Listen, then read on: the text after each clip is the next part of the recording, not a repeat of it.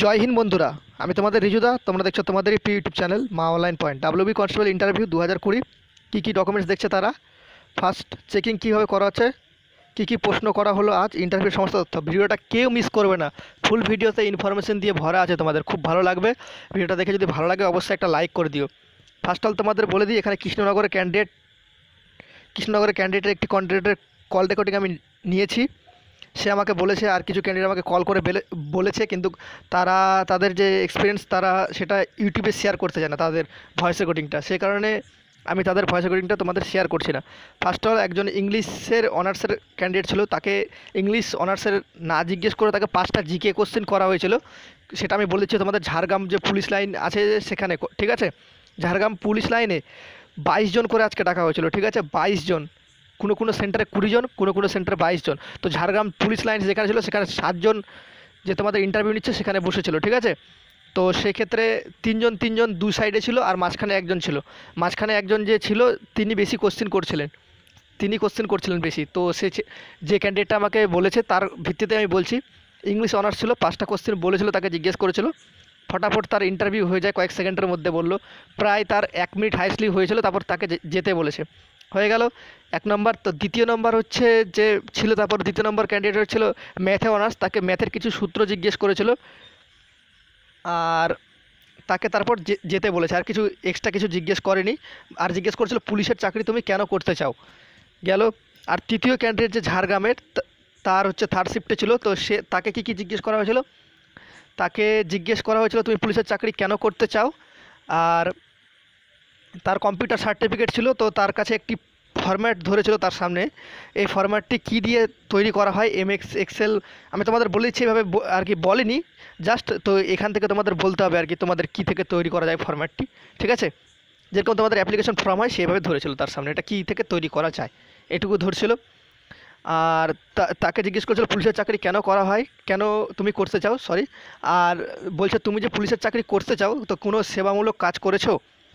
তো তখন সে উত্তর দিয়েছিল, আমি তোমাদের উত্তরটা বলে দিচ্ছি। উত্তরটা সে বলেছে, হ্যাঁ আমি অনেক সেবামূলক কাজ করেছি, আমাদের এখানে কোভিড-19-এর অনেক প্যান্ডামিকে অনেক হেল্প করেছি।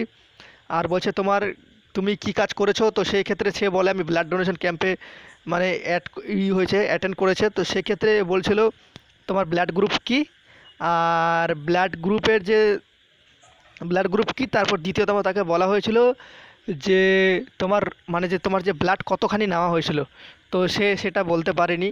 তো এইভাবে তারা ধরছিল, তাদের এক্সপিরিয়েন্সটা তারা শেয়ার করতে চায় না ইউটিউবে, মানে তাদের ভয়েসটা, সে কারণে তোমাদের দিলাম না, তোমাদের শর্টকাটে বলে দিলাম। আর এখন একটা ক্যান্ডিডেট তোমরা দেখবে, তার ফুল এক্সপিরিয়েন্স সে শেয়ার করেছে আমাদের এই চ্যানেলে। থ্যাংক ইউ ভাই তাকে, সুরজিৎকে।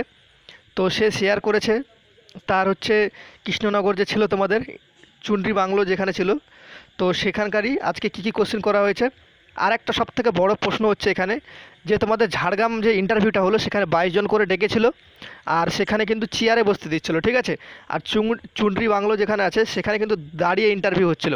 আর তোমাদের ইন্টারভিউটা মাস্ক পরেই হচ্ছিলো, ঠিক আছে, মাস্ক পরেই ইন্টারভিউটা করানো হচ্ছিল। আর একটা তোমাদের কথা বলে দিই, তোমাদের যে ওখানে চেকিংটা করাচ্ছিলো সেখানে কাউকে বাদ দেয়নি, তো অযথা তোমাদের ভয় পাওয়ার কোনো কারণ নেই, সবাইকেই নিয়েছে, একজনকেও কেউ বাদ পড়েনি। আমি প্রত্যেকটা সেন্টারে জিজ্ঞেস করেছি, ঠিক আছে। তোমরা জানো রিজুদা তোমাদের হেল্পফুল ভিডিও তৈরি করে, সেই কারণে তোমরা রিজুদার ভিডিওর জন্য অপেক্ষা করে থাকো। তো চলো সেই ক্যান্ডিডেটের ভয়েস কল রেকর্ডিংটা শুনে নেওয়া যাক। আচ্ছা, তোমার নাম কি তাহলে বলো? আমার নাম শুভজিৎ হালদার। শুভজিৎ হালদার, তোমার অ্যাড্রেসটা? আমি নদিয়া জেলার কালীগঞ্জ থানার দেবগ্রামে বাড়ি আমার। তোমার তো তাহলে আজকে ইন্টারভিউ ছিল, তাই তো? হ্যাঁ, আমার ওই ফার্স্ট শিফটে 9টা থেকে ছিল। ইন্টারভিউ ভেন্যু কি ছিল? ভেনু ওই টুনি ইনস্টিটিউশন বাংলো, ধুবুলিয়া। ও, আর বললাম যে একটু প্রথম থেকে তাহলে শেয়ার করো এক্সপিরিয়েন্সগুলো, সবাই তাহলে ইউটিউবে দেখবে। প্রথমে 9টায় আমাদের ঢুকিয়ে নিল ওই তো। আর দাঁড়াও, 9টায় যে যখন ঢুকিয়ে নিল তাহলে ওখানে কি চেক আপ করছিল একটু বলে দাও।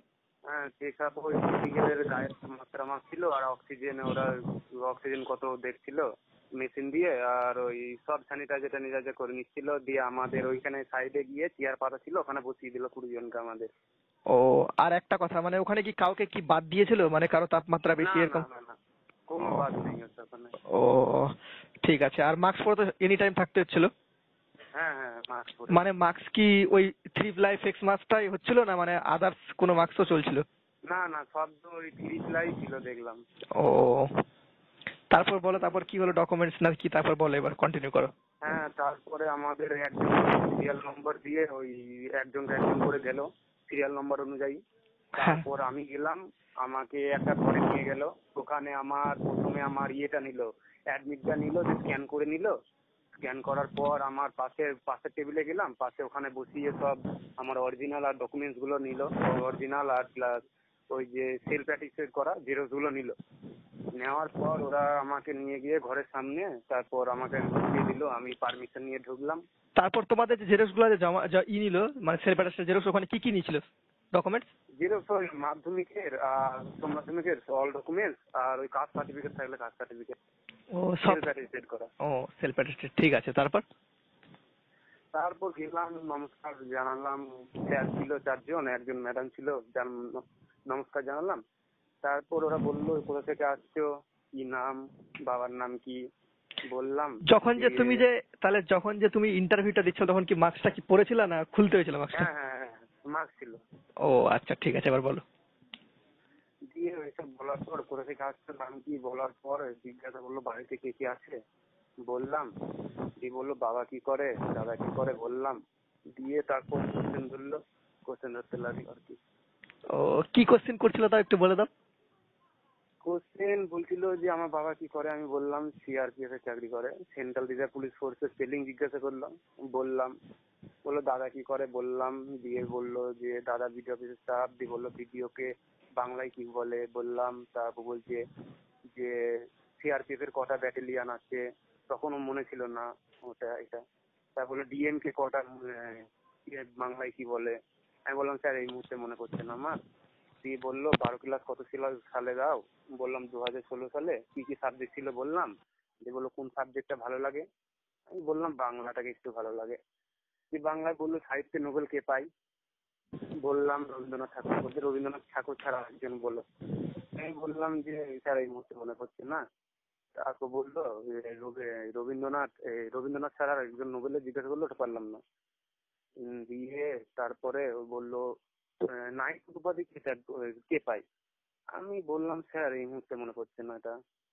দিয়ে তারপর বলছি যে পৃথিবীর একটা শীতলতম পর্বতের নাম বলো। আমি বললাম স্যার এটা আমার মনে পড়ছে না এখন। দিয়ে তারপর বললো ডিএম আর ডিএসপির পার্থক্য কি, বললাম। দিয়ে তারপর বললো পুলিশের চাকরি কেন করতে চাও, বললাম। এইগুলাই ও, এইটুকু? মোটামুটি 4টে কোশ্চেন আমার পারা হয়নি। ও ঠিক আছে, কোনো ব্যাপার নয়। ওখানে কনফিডেন্স লেভেল হাই ছিল না কম হয়ে গেছিল? না, কনফিডেন্স তো যতই টাইম এগিয়ে আসছিল তখন একটু ভয় করছিল, ভিতরে ঢুকে একটু ভয় ভয় করছিল। সবারই একটু ভয় ভয় লাগে, নার্ভাস লাগে, ওই কারণে একটু আগে প্র্যাকটিস করাটা সব থেকে বেটার ছিল। প্র্যাকটিস করোনি আগে? হ্যাঁ করেছিলাম, তাও একটু ওখানে তো একটু প্রবলেম হবেই না। ও, তাহলে এইটুকুই তোমাকে ধরা হয়েছিল। তারপর হ্যাঁ, ইন্টারভিউ যখন শেষ হয়ে গেল, তারপর কি তারা বের করে দিল না আরো কোনো হ্যাঁ, প্রসেস করছিল? তারপর ওরা বললো তুমি এখন আসতে পারো। দিয়ে আমি ধন্যবাদ জানিয়ে চলে আসলাম। তারপর একটা স্যার এসে ডকুমেন্টস গুলো আমাকে দিয়ে দিল, বললো তুমি চলে যাও। তুই চলে আসলাম। ও আচ্ছা, তাহলে এটুকুই ছিল। হ্যাঁ। আশা করি তোমরা সেই ক্যান্ডিডেটের কল রেকর্ডিংটা শুনে নিয়েছো এবং ফুল ভিডিওটা দেখে নিয়েছো। না যদি দেখে থাকো তো অবশ্যই প্রথম থেকে শুরু করে ভিডিওটা লাস্ট পর্যন্ত দেখো। অনেক কিছু ভিডিওতে বলা আছে, কেউ মিস করবে না অবশ্যই, কারণ তোমরা নবাগত ডাব্লিউবি কনস্টেবলে ইন্টারভিউ দিতে যাচ্ছ, তো সেক্ষেত্রে তোমাদের বহুত হেল্প হবে ভিডিওটা দেখে। তো অবশ্যই ভিডিওটা দেখে প্রচুর পরিমাণে বন্ধুদের সাথে শেয়ার করে দিও, হোয়াটসঅ্যাপ গ্রুপে শেয়ার করে দিও। কখনও কারো উপর কখনো হিংসা করবে না যে আমি আমি পারিনি তাই বলে আমি আমার এক্সপিরিয়েন্স শেয়ার করব না, যেন অন্যরা না হেল্প হয়। একটা কথা তোমাদের আমি সর্বদা সবসময় বলি, যখন মানুষকে হেল্প করো তখন ভগবান আল্লাহ তোমাকে হেল্প করবে, এটুকু মাথায় রাখবে, ঠিক আছে? সে কারণে আমি ইউটিউব চ্যানেলটা বানিয়েছি। সে কারণে আমি কিছু কিছু ফাঁকে তোমাদের ভিডিও দিই, জানো আমি একটু কাজটাদের মধ্যে ব্যস্ত থাকি, তো সে কারণে রাতে একটু ভিডিও বানাই। তো আমার সে কারণে ইউটিউব চ্যানেল খোলা তোমাদের সাহায্য করার জন্যই। তো ভিডিওতে এইটুকু ছিল, দেখে ভালো লাগলে অবশ্যই একটা লাইক করো, প্রচুর পরিমাণে বন্ধুদের সাথে শেয়ার করে দিও। জয় হিন্দ, জয় ভারত, দেখা হচ্ছে পরবর্তী ভিডিওতে। ততক্ষণ যেন তোমরা ভালো থাকো, সুরক্ষিত থাকো, বাই।